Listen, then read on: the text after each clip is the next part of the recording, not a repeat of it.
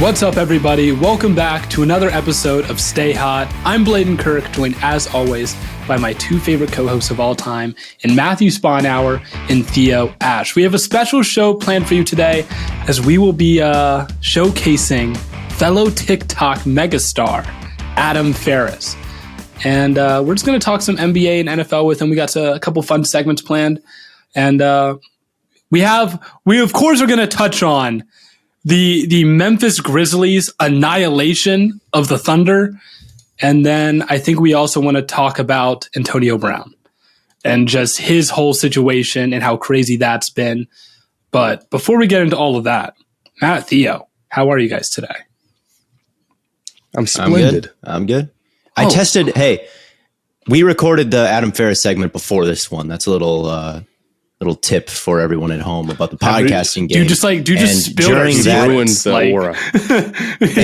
And during that, I got a notification. I tested negative for COVID during that time. I sat next to a guy in class who tested positive. So just like LeBron, I had my fingers crossed, and I'm negative. So I'm in a good mood because that would have screwed up my flight home for Thanksgiving, and that would have been a nightmare to rebook. So I'm in a great mood. Thanksgiving. Let's get it. Christmas. My bad. Like Thanksgiving's long gone, man. Thanksgiving's long gone, but it is Christmas. And for those that are listening, it'll be Friday as people are listening to this. We're going to be doing a live stream today where we do some Christmas song reviews. 5 Eastern? 5 Eastern. 5 Eastern. Yes. Be there on the YouTube. YouTube. Stay Hot. The Stay Hot podcast. And speaking of the YouTube, make sure you all go subscribe to the YouTube. Leave a like, a review, a comment, etc. Apple, Spotify. Keep helping grow this podcast on all platforms. And if you haven't yet, make sure you follow us on TikTok at Stay Hot Pod for some great content there. Matt and I gave our top 10 video games of all time, and Theo has not. Because he's not a real gamer. He's not a gamer. I don't play video gamer. I don't. What do you mean fake? I don't even do it. I just am not. I'm not well versed enough in video games to give a good top 10. I agree with both of your top 10s. I think they're both good. So I default to you guys. I think you guys had good lists. I mean, I think people agreed more with mine than Matt's. So I'll take that as a win. Matt had a really good list. Mario Kart's number one, though. That's the only game I'm good at. I'm very, very proud of my list. I've been proud of other lists before, but I'm very proud of this one. I don't think I think this might be my most proud list, is my top 10 video games of all time. I straight up did not watch it. I can't lie. I got to go watch it. Fake. Hold up. You're like... I am. Fake friend. I'm a bad person.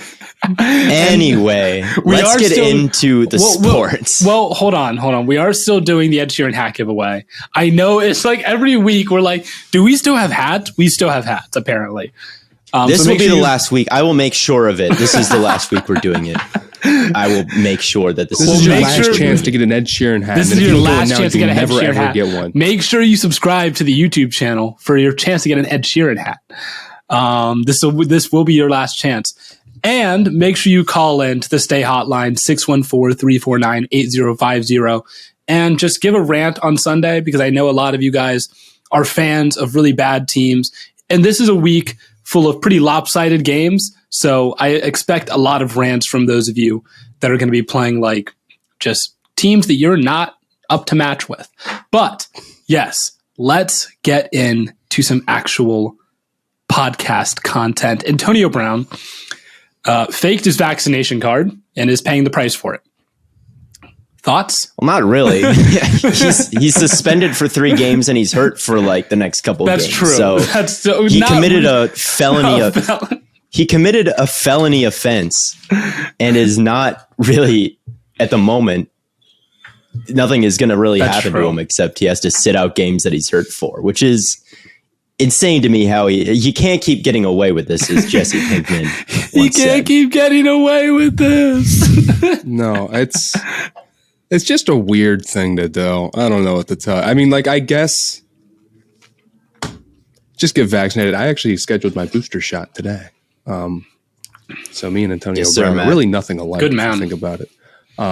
But Yeah, just get vaccinated. This was unnecessary. Even if he is out a couple games anyway, a 1-game suspension because you're not willing to get vaccinated is stupid and dumb. Yep. And people who say, you know, Antonio Brown's a distraction, got to feel pretty justified right now because it's a dumb distraction that doesn't need to happen. Yeah. Dude, he had so much positive press this year where it's like he was right about everything. He was right about Juju. He was right about Gruden, even though he didn't even ever say anything to Gruden except he froze his feet off and threw a fit about his helmet. So it's just crazy how much defense that Antonio Brown has gotten. And even when this story initially dropped, I said something about it, and a lot of people were like, Let's hear him out. Let's see what happens. It's like, dude, it's Antonio Brown. That Antonio Brown is like Hall of Fame. He did that shit. Like, of course it's Antonio Brown who faked. It's like, obviously he's going to do that. Like it's him. It's tough. Do you know him? I feel like players can kind of get labeled as like, oh, this guy's just a crazy nutcase a little bit too easily. And sometimes I feel like a guy will be labeled as that. And it's like not really true, or maybe there's two sides of the story, but with Antonio Brown, he's very hard to defend, and he continues to be very hard to defend, and this is very hard to defend. And let this be a lesson to everyone. Pay your debts, right? This happened because he owed his chef $10,000, and he's been skipping out on debts. This is at least the third time it's happened with him, and this time it finally came back to bite him a little bit, not even that much. So it'll be very interesting because forging a government document like this is legitimately a felony. Like it's a felony. And some people, I saw a lot of people being like, oh, he gets suspended and Aaron Rodgers doesn't. It's like Aaron Rodgers, the only rule that he really broke was I think he wasn't wearing a mask at the podium, which is not even close to the same level of offense as forging and distributing. No. Here's the thing. Like that, regardless of the legality of it, Antonio Brown decided that he would rather pay for a fake vaccine card than get a free vaccine. He could have saved that money and paid his chef.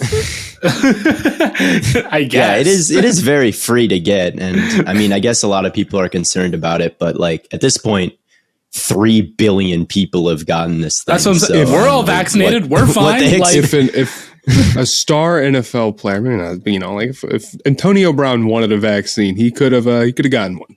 I feel pretty confident. Yeah. Or if he didn't want one, he could have just not gotten one. You can be unvaccinated in the NFL. You can. There are plenty of guys who are. You just have to follow some.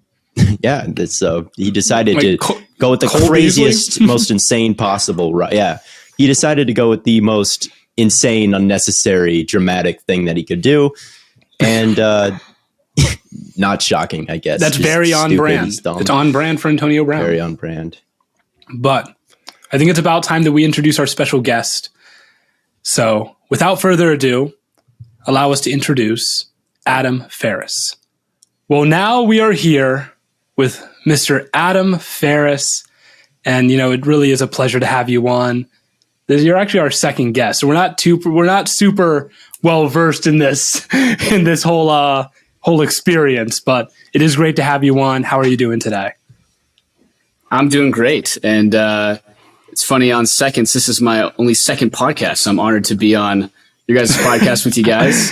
I don't think we've ever crossed paths except for maybe Matt accidentally sending me a couple of videos. I think he butt sent them, but I was still appreciative of those. But I love you guys. I did one time, and I didn't realize I did it. And like 2 days later or something, I looked at it. I'm like, what did I send him? I know. I was. What did you send? It was like some video or something. It was like totally a random video for my For You page. But you were like really nice about it. You were like, thanks, man. Or like you said something, even though like it was obvious, you didn't know what the hell I sent you. It was the same video twice. I think, it was. I was like, are you doubling down? I think I was just like, all right, this is cool. I don't think Matt and I ever talked. We like followed each other, and I was just like, oh, thanks for sending me this, random, but I appreciate it. Well, that's funny. I didn't think that. I am a little bit worried that I'm going to do that because I follow like the Detroit Lions and stuff. I'm just like one day I'm just going to send the Lions. I could do it to the Hornets. The Hornets. I accidentally follow people on TikTok, and it's the worst because I don't follow that many people and I try not to. And then like occasionally I'll accidentally follow some random person and they'll be like DM me and they'll be like, "Oh my God, I cannot believe you followed me. It means so much." And I don't have the heart to tell them that it was a complete and total accident. Yo, do you unfollow So them? hopefully they don't. I'll give it a couple weeks and then I will. You also follow people on the Stay Hot account. You'll just randomly follow people. I've got big thumbs, man. It's or is that Matt? I don't know. One of you follows just random people, and it's like totally unrelated to like. It's probably both of us misclicking. Apparently, we're bad at that. I never. Every once in a while, I'll accidentally follow someone because I thought I was on my main. I get confused. I always check. But I guess I'm just different. What are we talking about today, Blaine? Yeah. So we have two topics that we want to touch on. They're basically the same topic, but one for NFL, one for NBA. We're each going to give a team that is currently outside the playoff bubble in the NFL that we think has the potential to make a deep playoff run. So basically, like, you know, because I don't think any of us are going to pick them. Let's say you think the Jets are going to somehow surge and make the playoffs, and that you think Zach Wilson's going to like lead them to the AFC Championship. That would be your take. So I say we start off with, we'll make our guest go first. Adam, do you have anyone it can be AFC or NFC, AFC or NFC, you think can make a deep run that is currently not in the playoffs? Definitely. So when I first heard the question, I actually thought it was just to make the playoffs.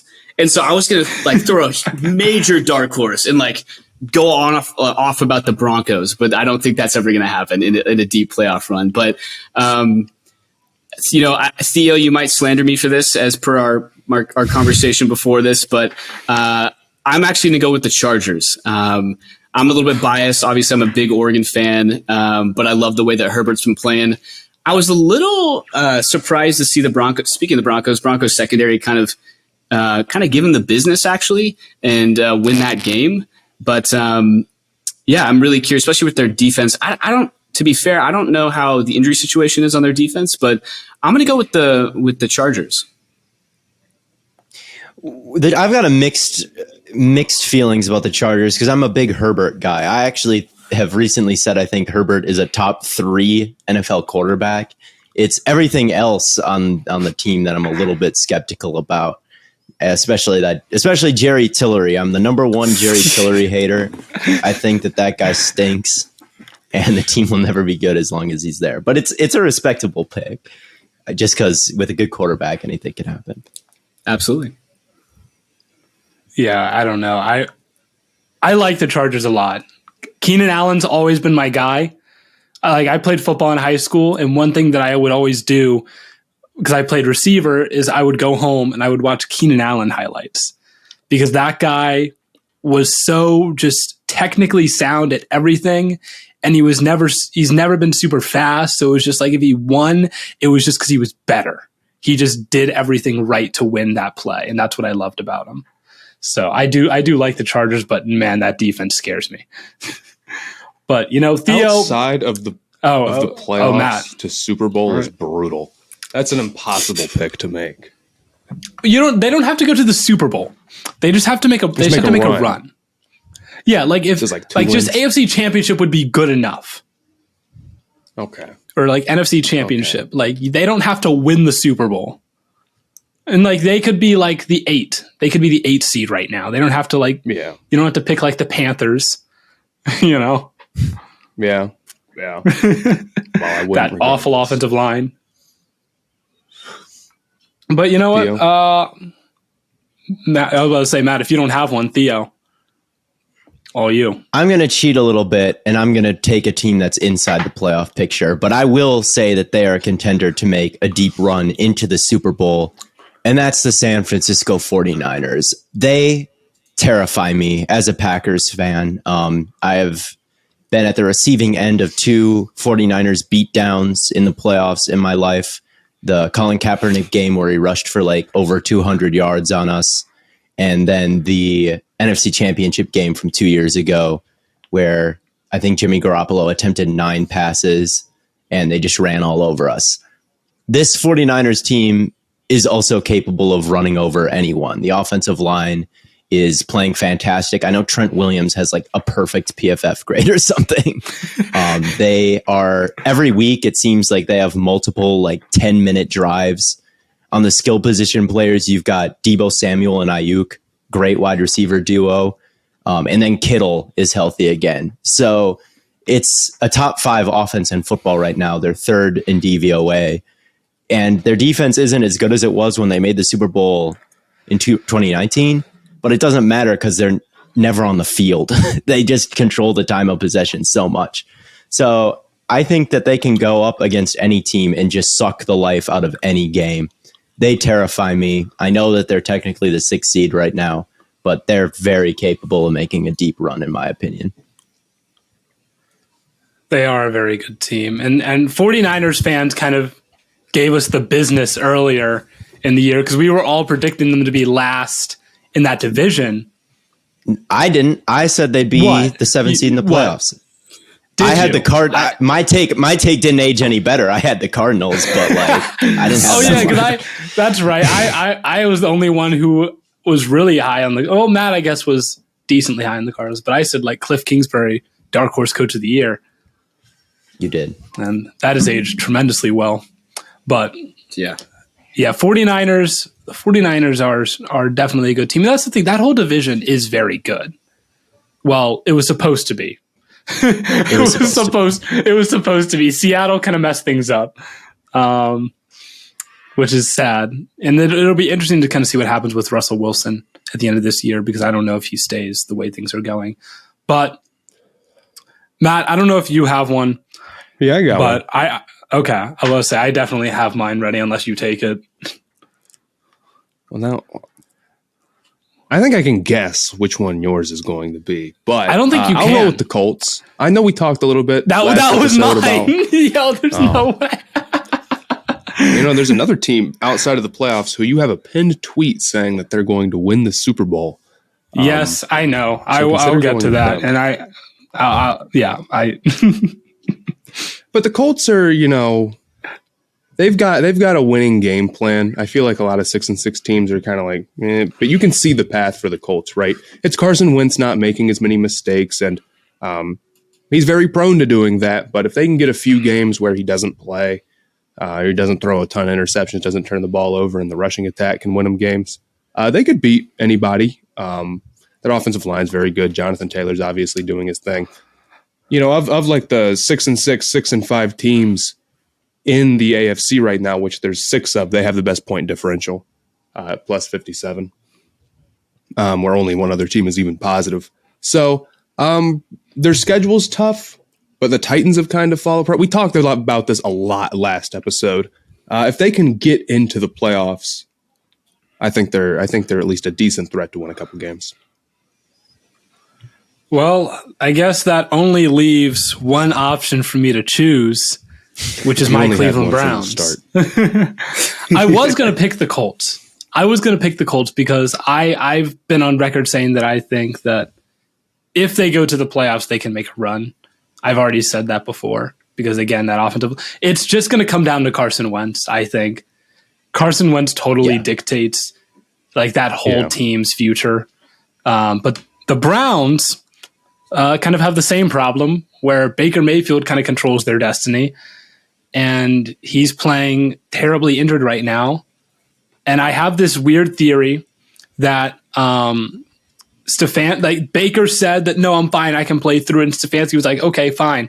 If you want a $40 million contract, prove it.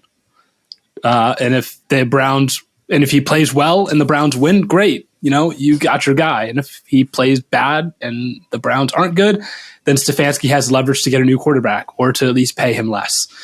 So that's kind of my theory on why Baker is still playing, because otherwise you would say just bench him. I wonder how long Stefanski gets if Baker doesn't. He's the reigning coach of the year. He gets he would get next year too. I think he has a lot. Next year, he has to. People keep like, I don't know if they're going to franchise tag Baker. What? He's on contract. He's guaranteed $20 million. So it would be very, very hard not to have him be the starting quarterback next year. And then is he going to draft a rookie? Does he have, like, let's say Baker doesn't work out at all and they have him next year, and then he's going to draft a rookie and train up a rookie? I don't know if he's got that much time with Cleveland. So I don't know if he's purposely tanking or like just throwing Baker. It's not wolves. Tanking, but like, and also, do you trust Case Keenum? I don't. I've seen Case Keenum play. He's horrible. I don't trust Baker Mayfield. I think that's fair. Stefanski, look, hey, Stefanski is a good head coach. He is. I think that he is kind of leaned into the trends that have defined these past couple of years as being the successful ones: the play action, the deep, the kind of short and deep shots that the play action mostly is what do it. Like design easy looks that have dominated the NFL landscape for the past couple of years here. He has leaned into that. He's gotten some really good production he got really good production out of Baker last year. And that type of offense kind of alleviates a lot of pain. So I even though that, yes, Bladen, you're a biased Browns fan, and of course you're going to say the Browns, I also revert back to that Cincinnati game where they put up all those points and just the defense looked shut down. It's like the capability of playing great football is there with the Browns, and the ceiling is higher with the Browns than with a lot of AFC teams. So I really do see where you're coming from there. I don't know if I'm ready to talk about Stefanski being on a short leash, though. No, he's not. I don't think he's on a short leash at all. Baker's definitely on a short leash. I'm not saying that he is. I'm not saying that I don't like Stefanski. Don't take it that way. I'm just saying that, like, he does not have infinite time if the Browns aren't good next year and Baker isn't working out, and he has to roll with a quarterback who isn't working out next year, and then he has to draft a rookie, and the team probably won't be bad enough to have a high pick. So it's like, I think the Browns would trade for a quarterback before they drafted a rookie. I think they'd be more inclined to trade. That may not be a bad take. Who? I don't disagree, but who? I don't know. I'm just saying that I don't think they would draft a guy, right? I mean, you've seen the lack of success we had up until Baker when it came to drafting quarterbacks. They're probably like, screw it. Maybe they want the Browns Hurts. Never think of that? Why didn't they ever think like, we've missed 7 times in a row on the franchise quarterback. Let's trade for a guy. Ownership, Ben. It starts up top. You get a bad owner. He hires a bad GM. GM hires a bad coach. Like the whole, like it's bad. Like it's all bad.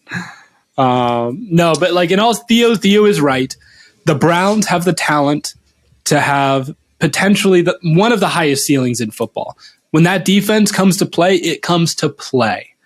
I mean, they had 4 interceptions against Lamar Jackson, arguably the worst game of his career. I had Ravens fans tweeting at me that this is the worst game they've ever seen Lamar play, and they still managed to win, and they have no idea how. So the Browns definitely have that capability, and if they can get hot on both sides of the ball, they have every capability to beat literally anyone in the National Football League. The problem is going to be getting hot on both sides of the ball, because that has not happened except for that game against Cincinnati. That is the only time we've seen everything to come together, and until I see that multiple times, I don't know how to feel. But yes, the Browns have every ability to take over, and especially if we can if we can get to the playoffs and we can get hot, we can definitely make a run. I can see it. They're my guys. I have to roll with them. You want to move to the NBA? We can move to the NBA, and I have a very interesting team for this one too. Yeah, I have a gut feeling what your NBA team is going to be too. I don't think you do. Why don't you go ahead and give us the we're going to go reverse order this time. Just like get it out of the way. Would you have guessed the Cleveland Cavaliers? I would have. Wow. It's surprisingly you're going right Cleveland. It's tough because making a playoff run in the NBA is so much more. Cleveland. That's true. It's so tough to pick a team to like make a run in the NBA from a lower seed. It almost never happens. Yeah, I can see that being tricky. But I just feel like the Cavs have been playing really well. Like to the point where they're better than the Browns.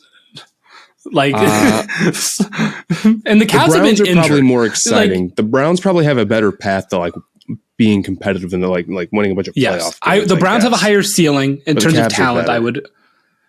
The Cavs are winning more right now, and they're hurt. That's the crazy thing is like they've been banged up and they're still playing at a high level. So that's the one thing where I'm like, man, if they're playing like this now, just wait until they get healthy. But then the other side to that is, what if they never get healthy? What if they're just banged up the whole year? You get to the playoffs and then you just fall apart because you can't stay healthy, and you're playing the best teams every single game. So that'll obviously play a role. I don't know. I do feel like the Cavs have a strong case to be good. Especially, they're going to be very good. They're going to be good. I'm gonna roll with my guys. They're going to be good. If you keep predicting the Cavs to do well in the playoffs, eventually you'll be right. I mean that. In the next few years, I can see him doing something. I was gonna pick the Sacramento Kings because I love De'Aaron Fox. Come on, but then I realized they're 9-14. And I didn't know they were that. Those are the only two. You've almost picked them because those are the only two basketball teams you know. Adam, let's kick it to you for the second sleeper NBA. I can name more teams than those. So I think my take at the beginning of the season, you've been like, duh. But just based off how they've been playing recently, I'm going to go with the Nuggets. I mean, they have a worse record than the Blazers right now. I know it's early, as we talked about. My only concern is actually, as of the past 24 hours, I think with MPJ, I think out for the season, even though he was in a major slump, again, super early, but I think he's averaging less than 10 points per game. But I think he's now out for the rest of the season with that back surgery, I believe. But I don't know. I just don't feel comfortable betting against Joker, but he definitely has to stay healthy. And then I'm kind of hoping that somebody emerges as a more consistent threat, or I guess more consistent dynamic duo to Joker. Maybe we see Will Barton becoming really consistent. I don't know. I feel like once in a while he hits like 30 points and we're like, what? Where did that come from? And then obviously the timeline with Jamal Murray, right? Like if he can come back, there's no doubt in my mind that they can make a resurgence. So that's my take. Nuggets. Jokic is also at high risk.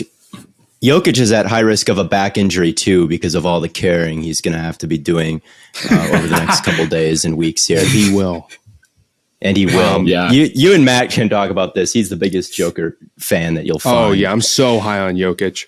I love that, too. I was going to pick. I love that take. I think that for the Nuggets to do that, I mean, this might be kind of a lost season just because two of your best three players are recovering from major injuries. And if that's the case, that's fine because the Nuggets, I feel like, have a pretty long timeline as far as contenders go.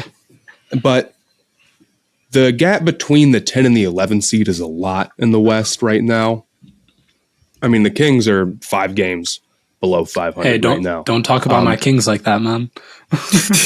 I'm going to talk about your Kings like that. So I think as long as Jokic is healthy, even if you don't have Michael Porter Jr. or Jamal Murray for much of the regular season, it's hard to see them not at least making the plans. And if they have a mostly healthy Jamal Murray and Jokic, even with no Michael Porter Jr., that team's so well coached. They always seem to win more in the playoffs than they should. So I could see them totally winning a playoff series they're not supposed to. Definitely. I think that probably leaves it with me then. And I might go, I'm debating between a couple teams. The 76ers are a team right now that are out of the playoff picture. They might be in the bubble, but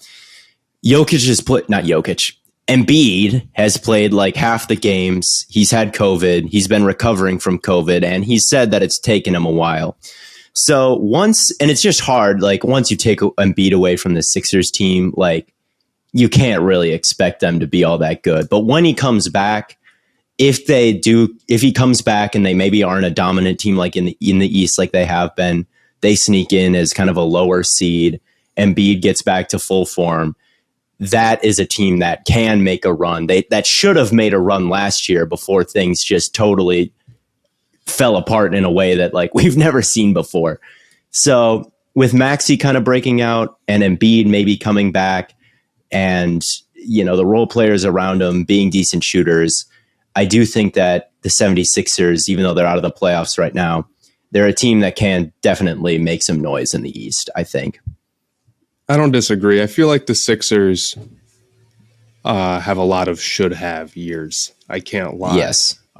Yes, they do. And the Sixers being like, oh, and we haven't had Joel Embiid for so-and-so games is a very consistent problem that they seem to have. Embiid hurt? Embiid out? What? No way. Yeah, you're right. That guy? And it sucks because I do think that if Embiid gets healthy at the right time for them, and they will be in the playoffs, I have a hard time seeing them not. Although someone's got to be out. 76ers, Knicks, Hornets, Celtics, Hawks, Cavs. Like, one of those teams can't make the playoffs. Won't be the Cavs. Cavs are going to make it. No doubt about it. I think the big thing with them is like they're very solid right now, but they don't have an elite perimeter creator. Tobias Harris is good and consistent. He's been playing really rough recently. Tyrese Maxey, super high on him. You know that's my guy.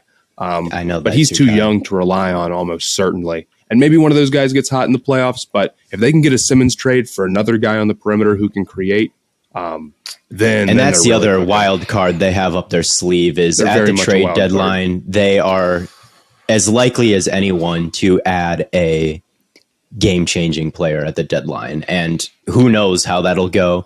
But that's always something you've kind of got to bank on or project for the Sixers is the possibility that might happen. I have been preaching this since there have been Ben Simmons trade rumors that they should make a move for my guy, De'Aaron Fox.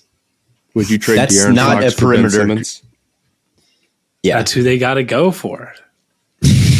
I kind of agree that's not the best fit in the world. No, he's not a perimeter. Like if we're talking it doesn't about, have to be the best fit in the world. He's De'Aaron Fox. Who would you rather have for the next 10 years, Matt? Maxey or De'Aaron Fox? Don't do that to me, Fox. I can't pick against Fox. Maxey hasn't shown those next steps yet. But I do agree that like if you're talking about perimeter creation, Fox he does a lot of things good, but the shooting is just rough.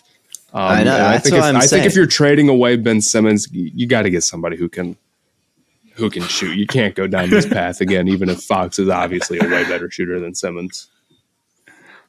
Yeah, but he's another team I was thinking is the Hawks, and I love Trae Young, and he's having the best season of his career, and I could talk about that a little bit maybe later. But the Hawks are a team on offense that could definitely get hot and put up a lot of points in 4 or 5 games and win a series or two. I mean, they did it before, so they could do it again, especially now that Trae Young Hunter back. That's going to be Trae Young is actually being efficient this year. He's actually being efficient this year. Like usually it's kind of volume with him. If Trae Young's efficient, he's all of a sudden, in the debate for top 10 player in the league. I'm so high on Trae Young. Even when he's not efficient, the offense he creates for them is still unbelievably valuable. I was thinking about the Hawks a little bit because I know there has been a lot of talk about him being a top 2 point guard in basketball just because of how prolific he's been this year. He's kind of vaulted into that argument a little bit. And the thing is, like, he's really good. I think it's only because Dame has started off so slow. If Dame had been playing better early, this wouldn't even be a discussion.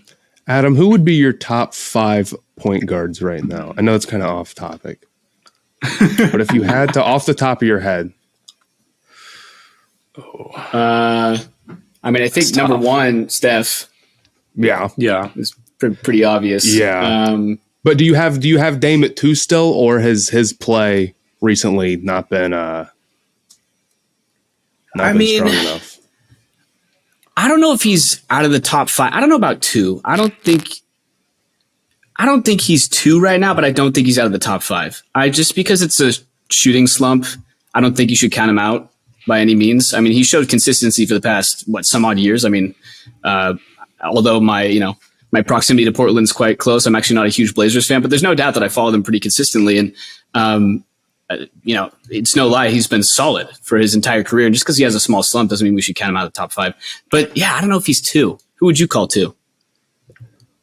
Probably still Damian Lillard. I don't know. It's tough. Trae Young is making a great argument, but I don't want to switch players around on my board over 20 games where Dame. It's like you can say this now, but then like let's say we get in the playoffs and Dame all of a sudden gets red hot and starts putting up 40 points a game in a series again. Then you'll feel really dumb for doing that. But I think we're at the point where I couldn't blame somebody for debating Trae versus Dame. I mean, Trae's a better creator. Like in an offense, he facilitates, I think, better than Dame does. And if Dame isn't going to be as efficient, it's Trae Young, I would say. But I think I agree that you do need more than a 20-game sample because Dame terrifies me in the playoffs. That guy, one shot with the game on the line. I think I'd want Dame taking it because that guy. Here's the thing: if you gave, no doubt. What Trae Young has that Dame doesn't is Clint Capella.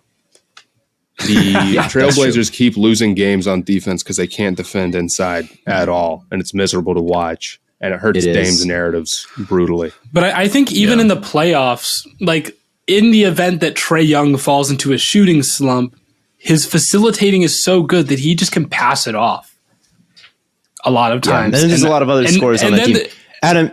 And I was about to say the other thing would be maybe Dame doesn't have the resources to pass off to, but that's another discussion. Who is your favorite team, Adam? I was perusing your TikTok account and I was like, you're telling lots of stories here. I was trying to glean who you were leaning towards, but I really couldn't do it. Yeah, no, I definitely love telling stories, first and foremost, but I'm more of a college sports guy, to be completely frank. And obviously I'm going to stick with Oregon Ducks. I'm alum, you said. Yep. So although our basketball team is absolutely atrocious this year, Dana Altman seems to still somehow get him into March Madness. But always been a massive Duck fan pretty much since birth. My parents went there, and just by association, NFL and NBA. Like I said, kind of the Blazers, but I'm pretty agnostic. I just like watching NBA. And then NFL, you'd probably assume Seahawks, but again, Theo, just because of J Herb, I'm a big Chargers guy, just because I basically went to college same years as him and love that guy. I can respect that. If you're more of a agnostic stories guy, what's the craziest like sports story that you think you've made a video on? Like, which one is the one that sticks out? Like that one was almost the most unbelievable. There's some kind of like maybe shocking insider ones, maybe not super crazy, but there's some like stories, that when it happened, you kind of brushed it off, such as, Aaron Hernandez telling people like, I'm going to, get you for that, or you're going to, you don't know what I'm capable of, when he gets mad in the locker room towards Wes Welker, for example, while trying to watch film. And then, in retrospect, Wes is like, oh man, that could have been a sticky situation. But in terms of the craziest stories, I don't know, those are probably up there. I'm trying to think of ones I did recently.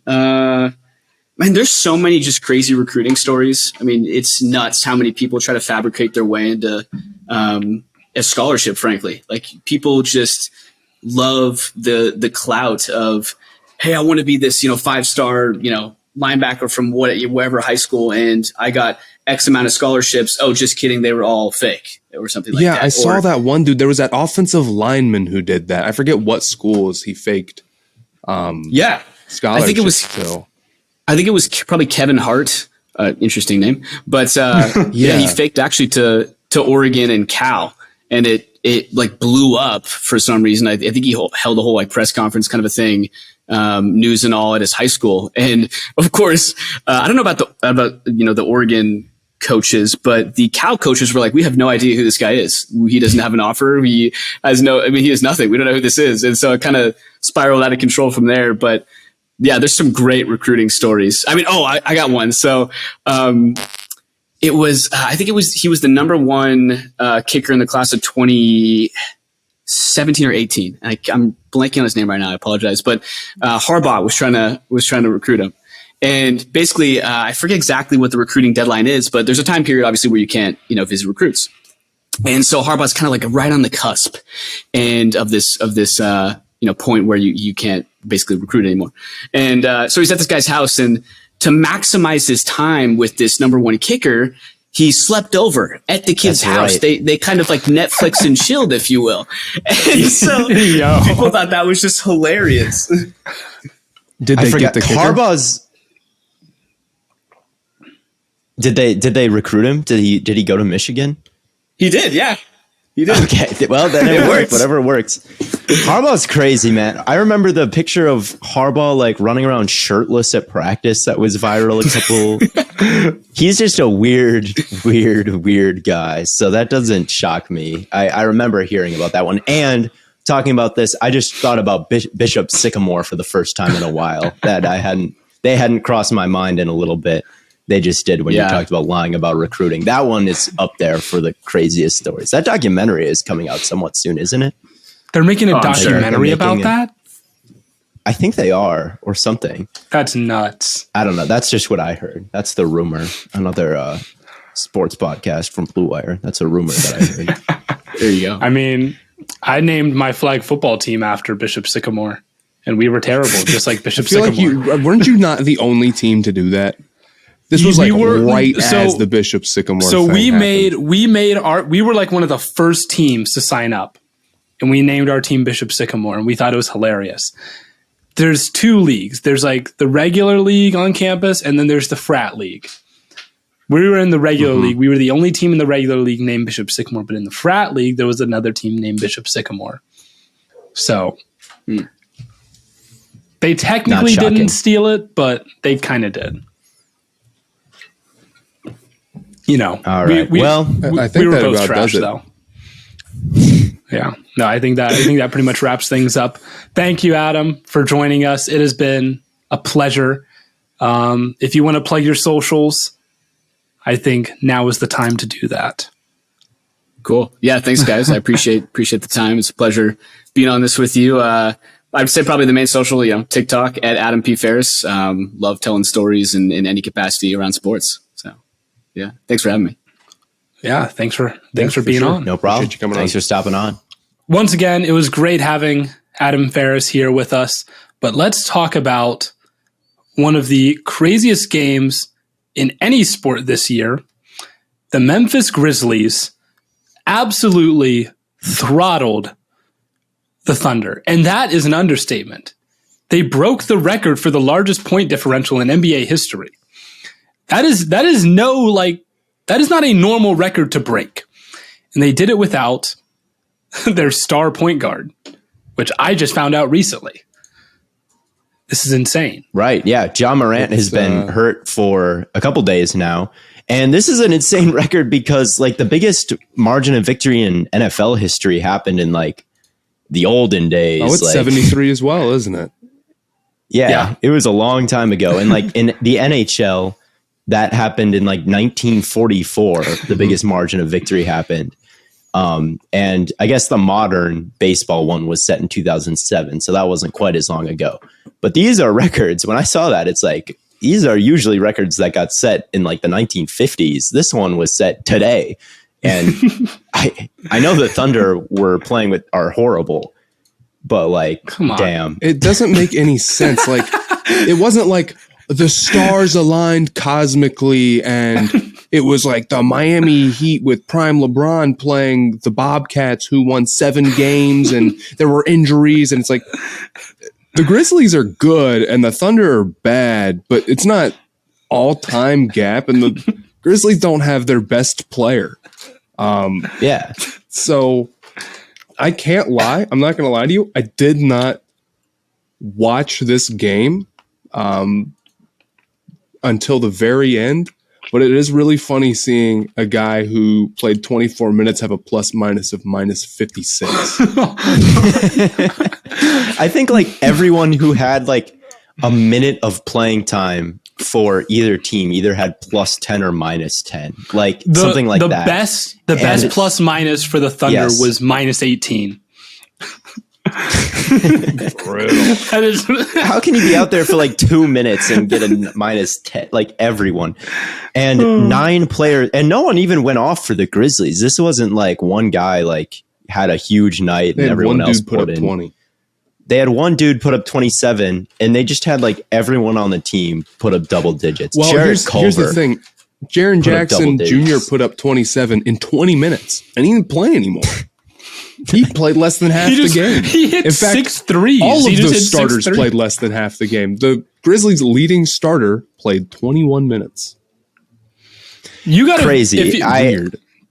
If you're Steven Adams, you played the most minutes of any starter, and you didn't have 10 points. They almost had a double-double in players with double-digit points. They almost had like a team double-double. That's insane. That's a good way to look at it. They almost had the team double-double. How often has that happened in NBA history where 10 different players put up a double-digit in any stat? The Thunder I'm looking at it now. The Thunder got bullied on the boards. That's what killed them, and that makes sense for how these teams are built. 26-53 is a brutal rebound blowout. And then on top of that, the Thunder didn't shoot very well, and the Grizzlies did shoot very well. But I mean, 73-point, the greatest blowout ever, and that's so lame because there's no good backstory behind it. It's just like a totally random game now. The record is goofy, but I don't know. SGA was hurt. Before. Giddey was hurt. I mean, the Thunder were obviously going to lose, but I guess that's true. Yeah. I mean, they were pretty beat up, but still, there have been bad teams before, and they haven't lost like this. But this game, diving into the stats behind this, no one wants to watch a Grizzlies versus Thunder game with all the stars hurt. So I don't know how many people watched this all the way through. We certainly didn't. But perusing through the statistics of this game are a little bit entertaining. Yeah, Matt, you're talking like, oh, they got beat on the boards, bro. They got beat everywhere. Like, there's not a single stat. They had a better free throw percentage. The assist difference. The assist difference was 14 to 41.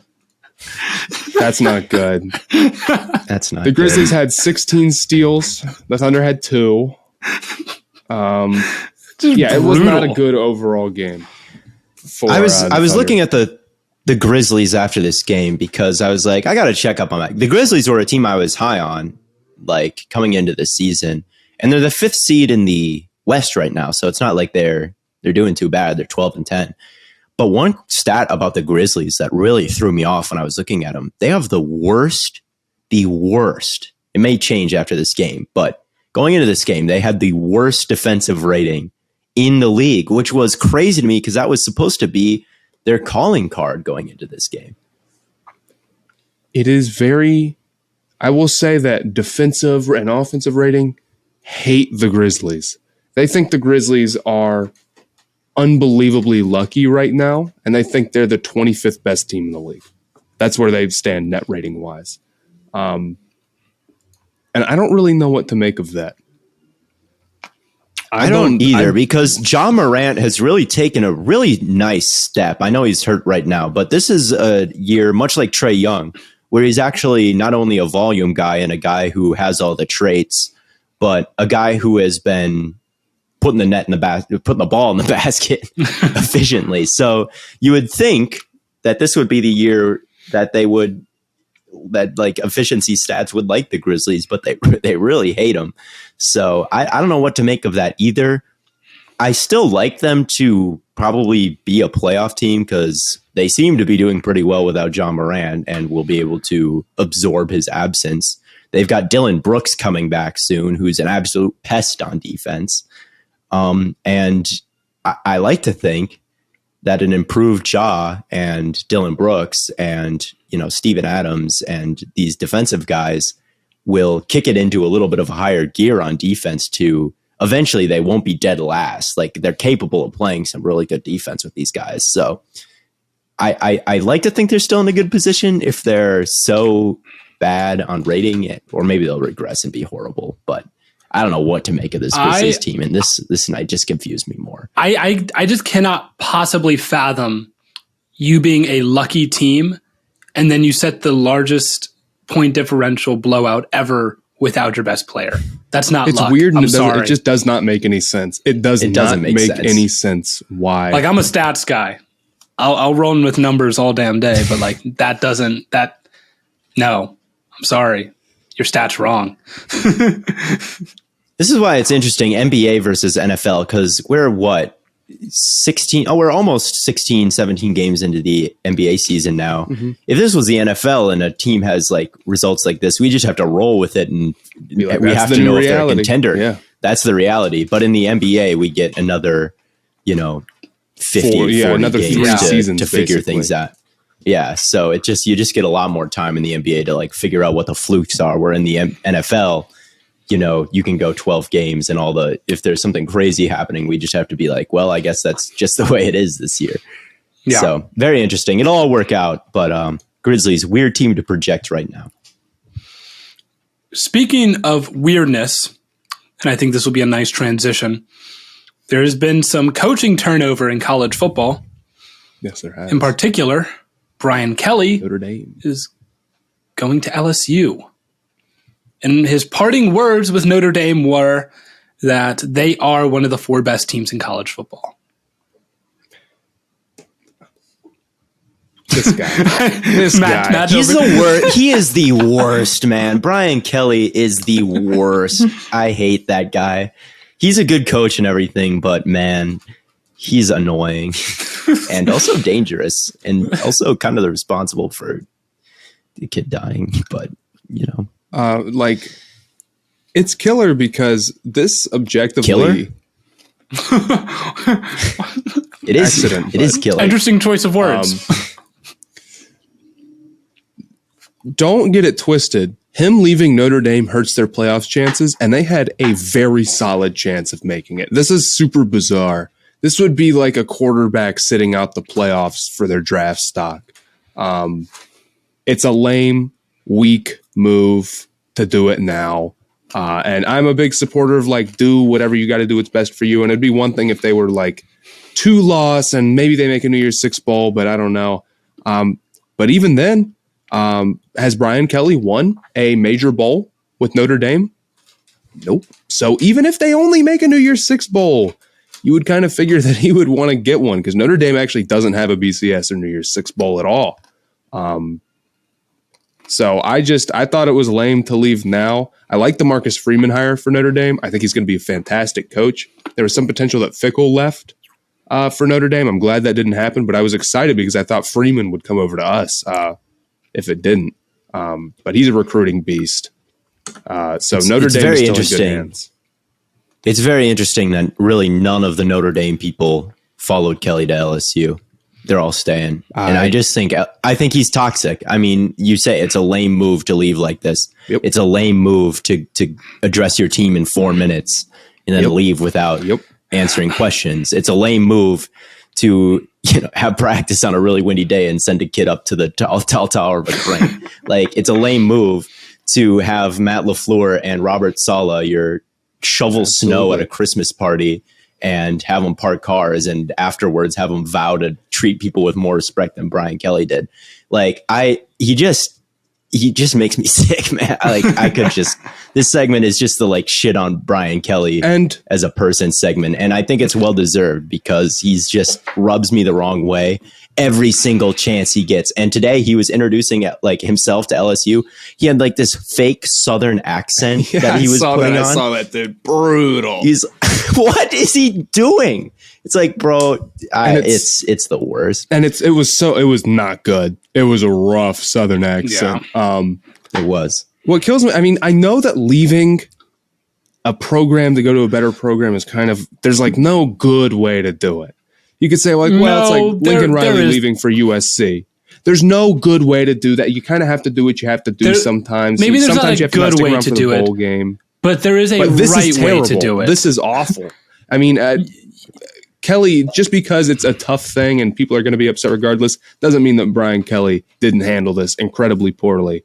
And, if should have stuck around for the playoff game if they get a shot at it. Simple as that. Yeah. You owe it to the guys. I do think Notre Dame will be in decent hands with their new guy. I really like Freeman. I think that Notre Dame and Brian Kelly, Brian Kelly is a pretty good coach. I mean, Ian Book, like some of the quarterbacks he's had to work with are not exactly the greatest quarterbacks of all time. And you're giving Ian Book too much credit, man. He's horrible in my book. If you're Brian Kelly, you do the recruiting, you pick your assistant coaches. If you don't have a good quarterback, that's on you. Especially after a decade. It'd be one thing immediately. But I mean, he got his quarterback and they went. I mean, he's won a lot of games. All right. He's won a lot of games. The offense, he's gotten some good production out of a lot of guys. So I do think that he will probably find success on the field. I think he's better than Coach O, who was hilarious, but I don't know if he was really a good X's and O's guy or a great coach. And even Les Miles for them a couple years ago. Would you consider them like great college head coaches? No. But they got Coach O did have Joe Brady, who was a great college coach, even if it was just as a coordinator. True. But yeah, that is true. But I mean, LSU is just LSU, and they're in a hot spot for recruits. And even without great coaching, they can win national titles. So I think, or great head coaches at least, they can win national titles. So with Brian Kelly there, as much as I have a distaste for him as a person, I do think that they are in a good spot to win a national title just because he is a decent head coach and they're in a recruiting hotspot. So I just can't get over. I cannot get over, like, if you're a player at Notre Dame, you've got to feel like shit a little bit, you know, maybe only for a day or two. But you're just like, man, he didn't even give us like a proper goodbye. Right? Like, I don't know. I feel like maybe it's a little weird for me to think that way, but like, I would be a little disheartened, you know, be a little upset. Like, come on, man. Like, you didn't have to be a dick about it. I would feel like I deserved a little bit more. I would feel like I deserved a little bit more respect. Yeah. And honestly, the same thing a little bit with Lincoln Riley. Like, I think Lincoln Riley could have maybe waited a little bit, given a little bit more of a heads up.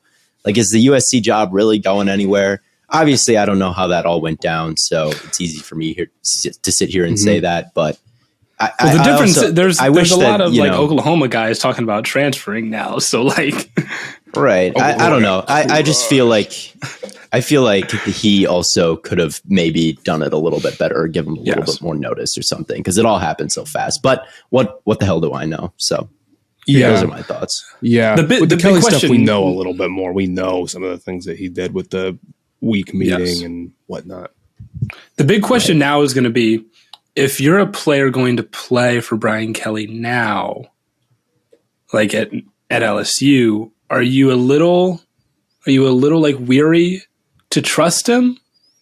I'm weary to trust him, but not because he left Notre Dame. He's not getting a better job offer than LSU, almost certainly, unless he were to like win a national. Well, I'm not saying like as far as like a better job. I'm just saying like if you're a player, right? Because as a coach, you have to earn your players' respect. How hard is it going to be for him to earn the respect of his players at LSU? It would be hard for me. It would be hard for me too, but I don't know if everyone is so hung up on his backstory as I am. So it would be hard for him to recruit me. I mean, I don't think that is but as quite I've as much heard, of I'm not high on his list of targets. They're not looking for. They're not looking for us. The recruiting trail. They might be looking for me. I don't know. You know, maybe I get back in the weight room. Nah, but you called yourself a retired athlete on Instagram. I am a retired athlete. I'm retired. I got too much other stuff going on. Right. I'm retired. But let's say Brian Kelly calls you up. He's like, "Can I get you back in the game?" It depends. It depends on what he wants me to do.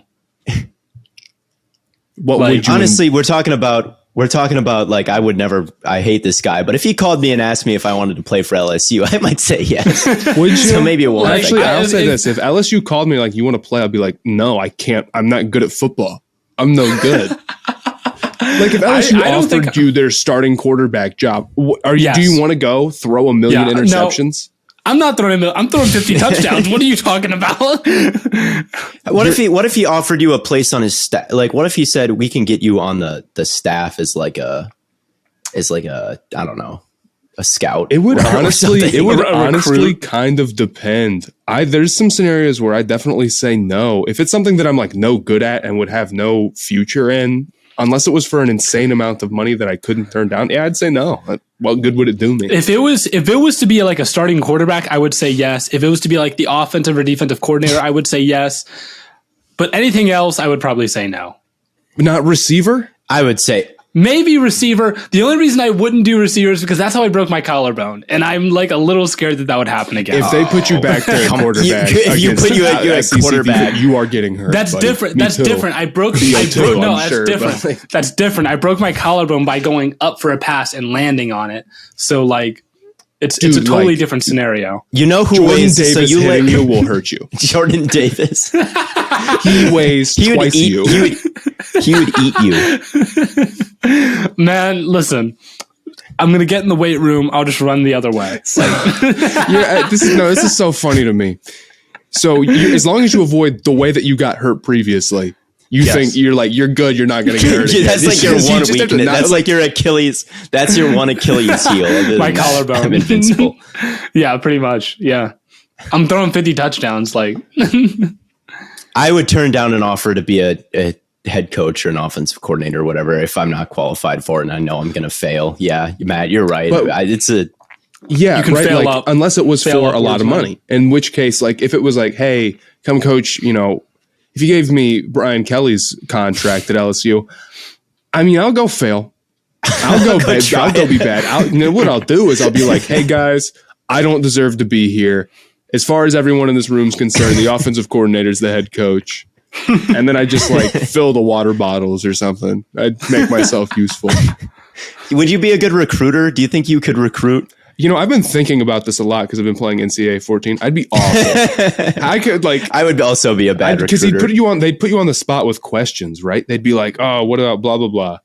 And I feel like I'm bad at giving good press conference-y answers, and I think you have to give even better answers for recruiting. Well, if you just like understand, like, because I assume they're just going to ask questions about like the school, right?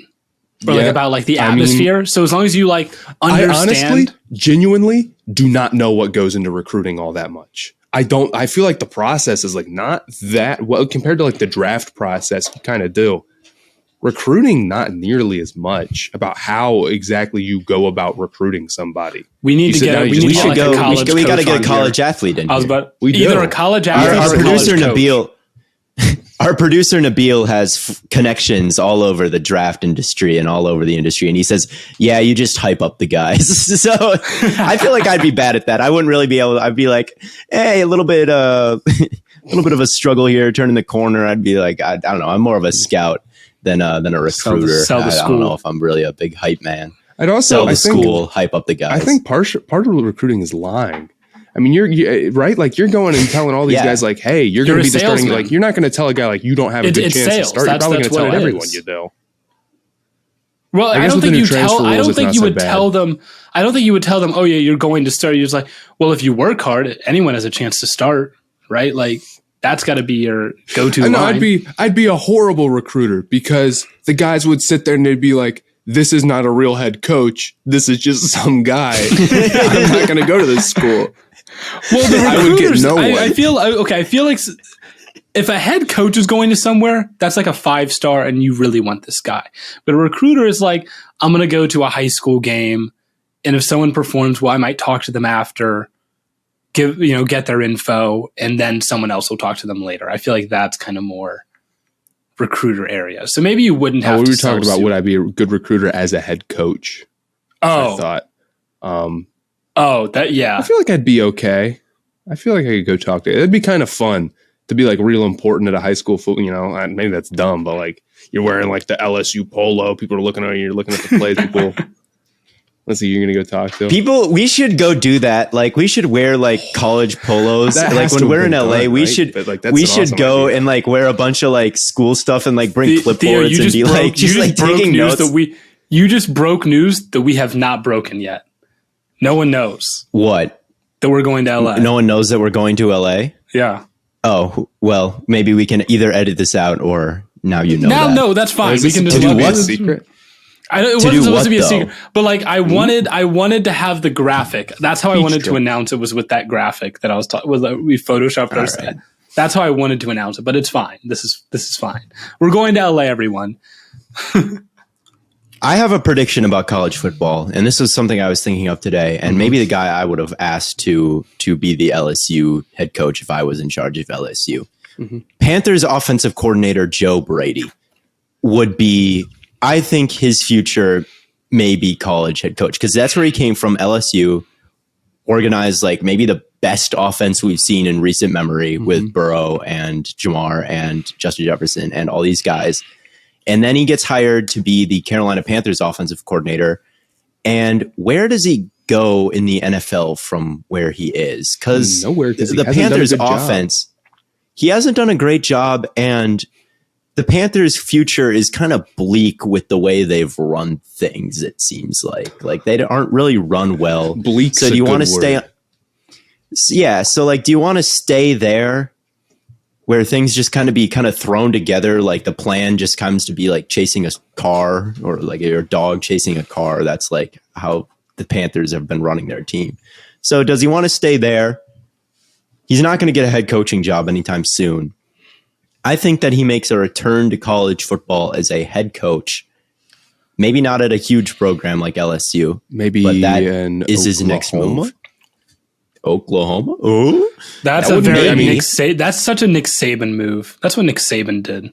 Nick Saban became a head coach. If I was Joe Brady, that's what I would do. And honestly, dude, the offense sucks. And like, maybe it's not his fault.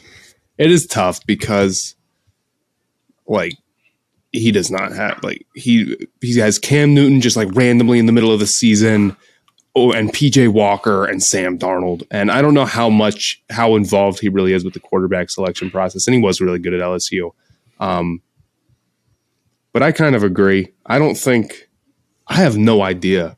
I can't see him being the Panthers offensive coordinator for much longer with how bad their offense is. I want to believe that if you have that much control over the offense, you had some say in getting at least Sam Darnold. Dude, like, here's the thing. If he does not have as much roster control as an offensive coordinator should with his roster, then he has been given no quarterback and no offensive line. And there's just nothing you could possibly do.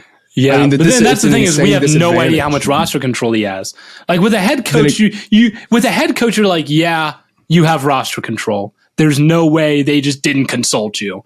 But with the offensive coordinator, that is a big question mark, is how much roster control do you have? And Rule is an offensive-minded guy, if I'm not mistaken. I thought he's more of a defensive guy, I feel like, with Reddick and whatnot and all that sort of stuff. From what they hired Snow, right? That's the defensive coordinator. His name's Snow. And I feel like Rule and Brady kind of combined for the offense, but I could be mistaken there. I guess I don't know Rule's history like the back of my hand. But that is just a random thought I had today, is like when the LSU job opened up, I was like, I think I could have seen Joe Brady making a return to college football as a head coach somewhere. Maybe not this year at Oklahoma or any of these big schools, but eventually, if that happens, look back in this podcast and say, what a call from Theo. What a call from Theo Ash NFL. Theo Ash college football. Theo Ash CFB. Anybody but Fickle to Oklahoma. I can't believe he hasn't been. Brent Venables to Oklahoma. Yes, he's someone who's gotten attached to the Oklahoma job, I believe, and he's a big defensive guy.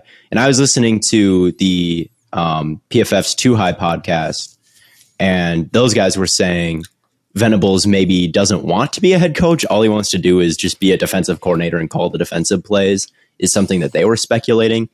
And honestly, I kind of stole the Joe Brady take from them, because one of them's an LSU fan, I believe.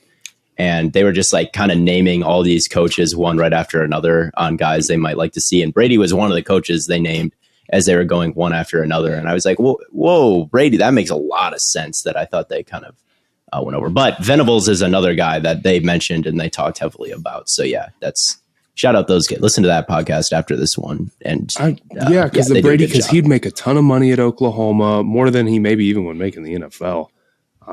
College coaches make bank. And he's probably, he's getting a taste of the NFL life right now. I actually don't know his NFL experience, or his coaching experience before LSU, but you got to figure he's like doing this and not having a good time. I don't think he's having fun right now. And he did probably have a lot of fun in college at LSU. So Again, that's what Nick Saban said. He was like, he was in the NFL. They weren't very good. He was like, I just didn't like it. I do kind of think that like being an NFL coach would suck compared to being a college coach. I think you have a lot more control as a college coach. You have so much control, and that's what Saban said. I don't think any college coach would want to play Alabama every week, and that's what the NFL is. So yeah. That's what Urban said, isn't it? He was like, it's like playing Alabama every single week. Alabama every week.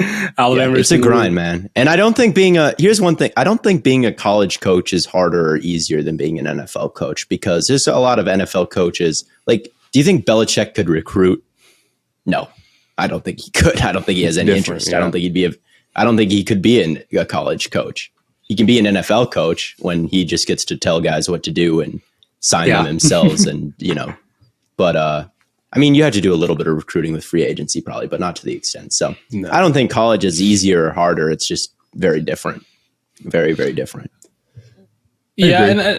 And maybe, and I guess it's a little bit different with like Saban and Belichick, because the argument there would be like, oh, well, in college, you have to sell yourself and sell the school a little bit different. You don't have to sell. If Nick Saban walks in the door, he doesn't have to say a word.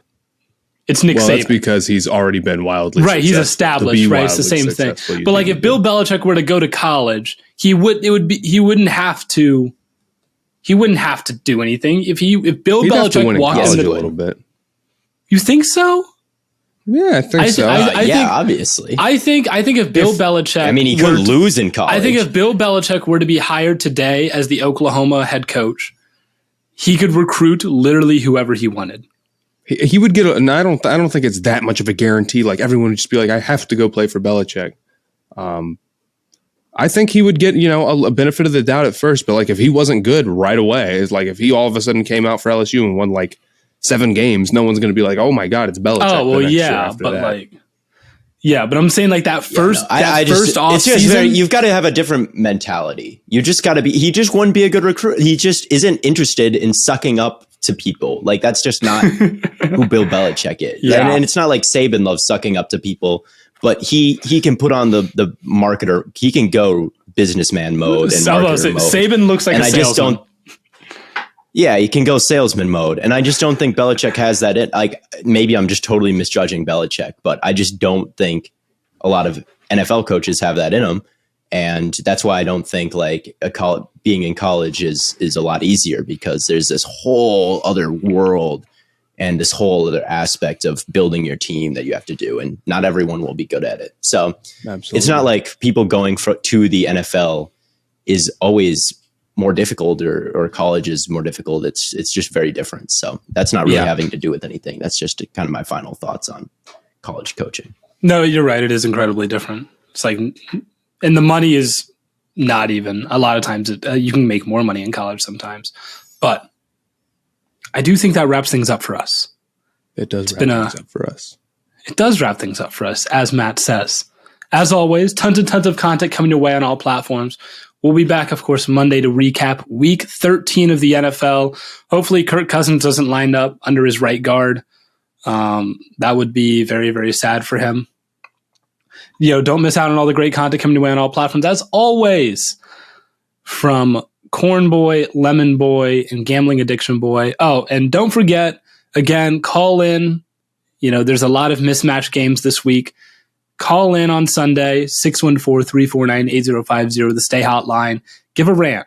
I know you're going to have some, right? Lions fans, maybe Vikings fans. Maybe the Lions finally get their upset. But someone's going to have just a bad day, and we want to hear about it. 15 to 20 seconds. Give us the best you got. And until next time, we'll catch you on the flippity flop.